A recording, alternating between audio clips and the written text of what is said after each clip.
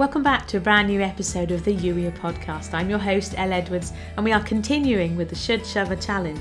Today, it's called How Could a Murdering, Adulterous Songwriter Be God's Man? Are you ready? Let's dig in. We're going to take a moment to pause and reflect on where we might be headed in this journey of shoving the shoulds. And we're going to do that by way of a story, the songwriter's story.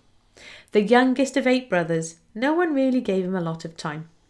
They didn't mean to discount him. He was just the youngest, and so compared to them, always a bit behind, always the baby of the family, so they kind of couldn't help it.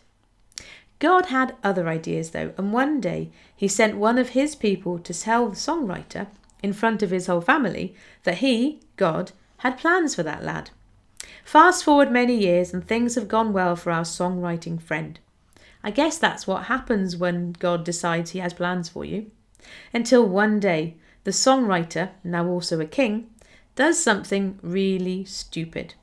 He has an affair with a married woman and gets the woman's husband killed in order to cover up his mistake.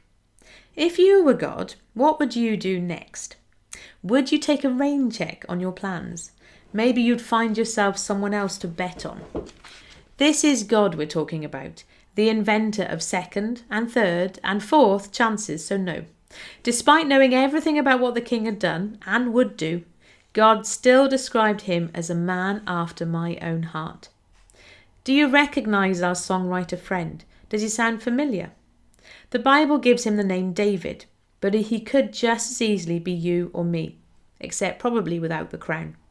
You might not have murdered anyone or slept with someone else's spouse, but like me, you get it wrong. If you're anything like me, you get it wrong more than once. But like me, God knows your heart.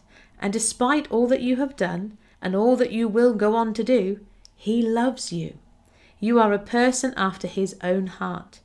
I said it before, but it bears repeating. God cannot love you any more than he does right now in this very moment. And there is nothing that you can do or say or think that will change that. Do you really believe that? What thoughts and feelings does reading that stir?